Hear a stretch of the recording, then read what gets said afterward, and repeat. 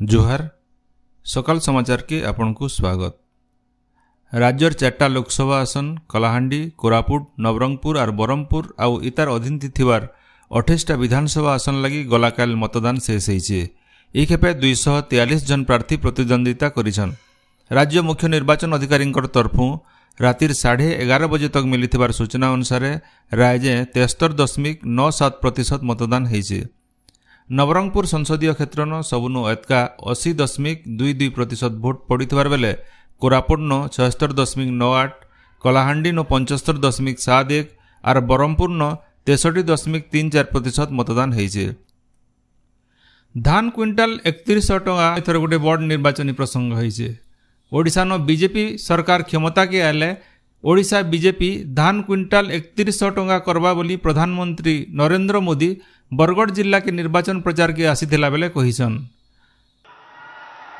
ओडिशा भाजपा ने घोषणा की है कि धान का समर्थन मूल्य 3100 रुपया किया जाएगा।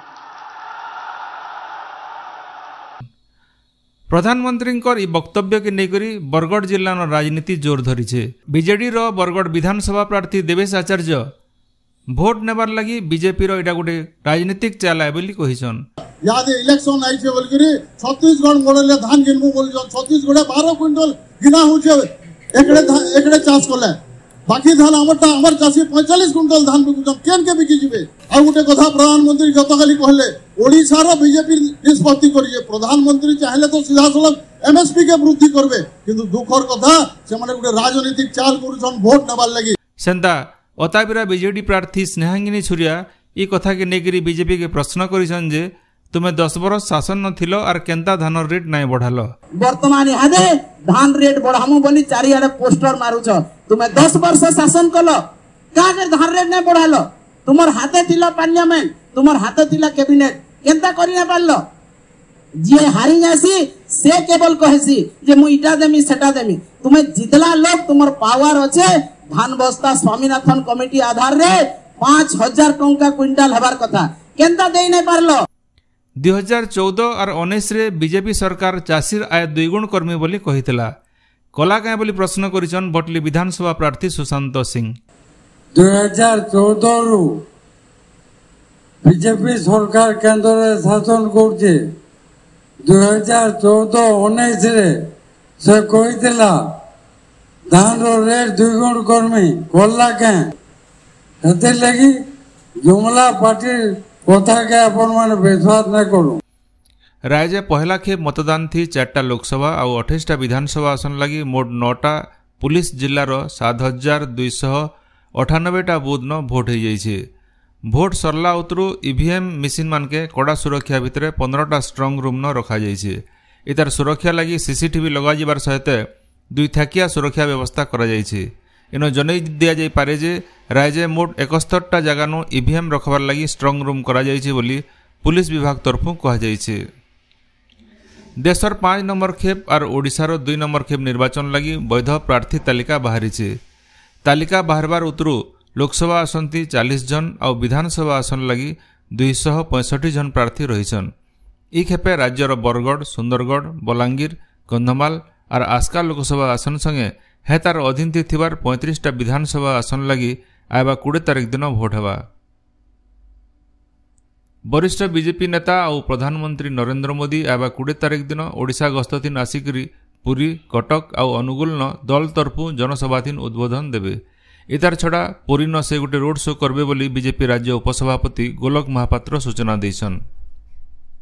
सेंता केंद्र स्वराष्ट्र मंत्री अमित शाह आयबा काल राउरकेला, सोरडा और कंटामांझीनो साधारण सभाथिन उद्बोधन देबे बोली श्री महापात्र कहिछन। बीजेपी राष्ट्रीय अध्यक्ष जेपी नड्डा आयबा 17 तारिख दिन ओडिशा गस्तथिन आसबार कार्यक्रम रहिछे। से सुंदरगढ़, हिंजिली और पदमपुर ठाने आयोजित निर्वाचनी सभाथिन जोग देबे। अखिल भारतीय कांग्रेस कमिटीर अध्यक्ष मल्लिकार्जुन खड़गे आयबा गुरुवार दिन ओडिशा गस्तथिन आसिकरी दलर निर्वाचन प्रचार काम थी जोग देबे बोली दलर वरिष्ठ नेता और कांग्रेस राज्य प्रभारी अजय कुमार कहिछन। श्री खड़गे कंधमाल न गोटे जनसभा के संबोधन करबे और भुवनेश्वर न गोटे सांबादिक सम्मेलन थी जोग देबार कार्यक्रम रही।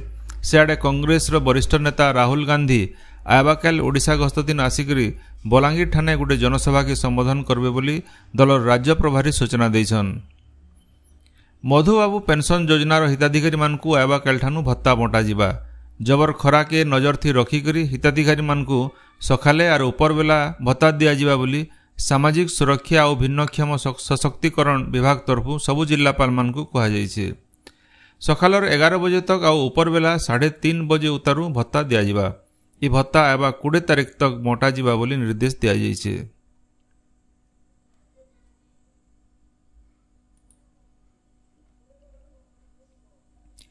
बरगढ़ जिला नो भिन्न भिन्न राजनीतिक दल प्रार्थी माने सेमानकर भोट प्रचार के जोरदार करिछन।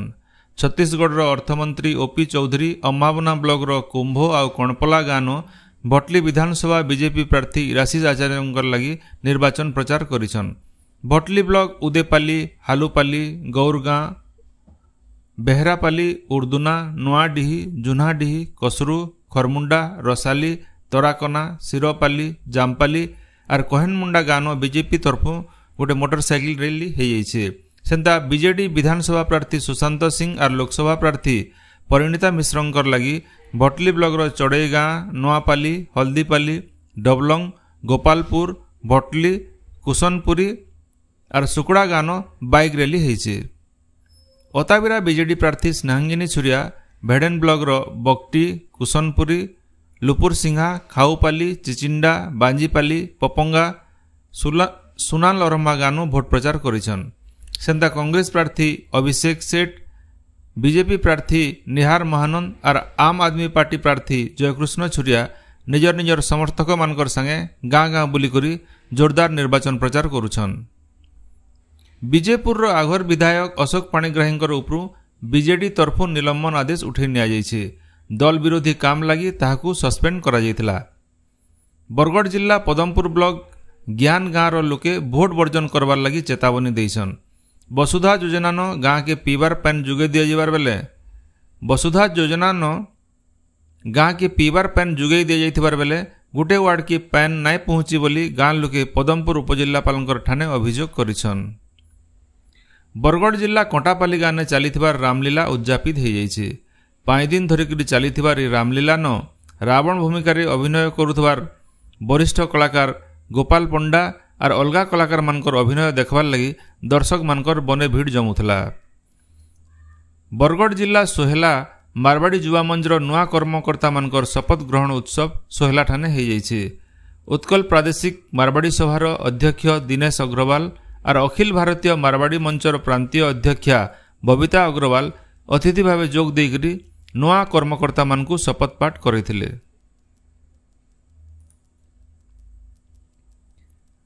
देवगढ़ जिला नो आयबा 25 तारीख दिन मतदान हवा। इतार आगनु जिला न थिवार भिन्नक्षम आउ 85 बछर नु एतका बयसर वरिष्ठ नागरिक मानकर मतदान के नेकरी उपजिल्लापाल कार्यालय न गोटे समीक्षा हो जाइछे। आयसानु आयबा 17 तारीख तक पोलिंग पार्टी और बूथ लेवल अधिकारी माने जिला न थिवार 479 जन वरिष्ठ नागरिक और भिन्नक्षम मतदाता मानकर पाके जाइकरी बैलेट पेपर जरिए सेमानकर भोट ग्रहण करबे बोली उपजिल्लापाल और रिटर्निंग ऑफिसर परीक्षित साहू कहिसन। बरगढ़ नो आबा 20 तारीख दिन भोट हेबार के जाउथबार बेले भोटर मानकर भागीदारी के सुनिश्चित करबार दिगे जिल्लापाल और निर्वाचन अधिकारी आदित्य गोयलकर नेतृत्व थी होम भोटिंग और पोस्टाल भोटिंग मूल होइछे।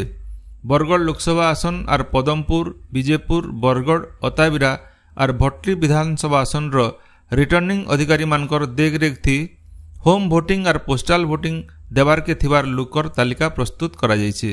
सूचना अनुसार जिलार 135 जन 85 बछर नु एतका बयसर वरिष्ठ नागरिक 145 जन भिन्नक्षम भोटर को मिसई करी 280 जन मतदाता निजर घरू मतदान करबे। सेंता निर्वाचन काम थी नियोजित थिबार 310 जन ड्राइवर और अत्यावश्यक सेवा थी लगी थिबार 711 जन पोस्टाल भोटिंग जरिए निजर मतदान साब्यस्त करबे।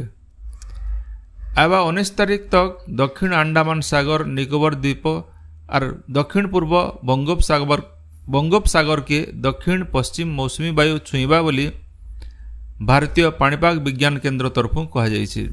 सियाड़े काल बैशाखीर प्रभाव थी रायजे खरा तातीनु टिके निस्तार मिलिथिबार बेले गलाकाल नुआपड़ाके छाड़िकी बाकी जगह मानकर तापमात्रा 40 डिग्री तले रही।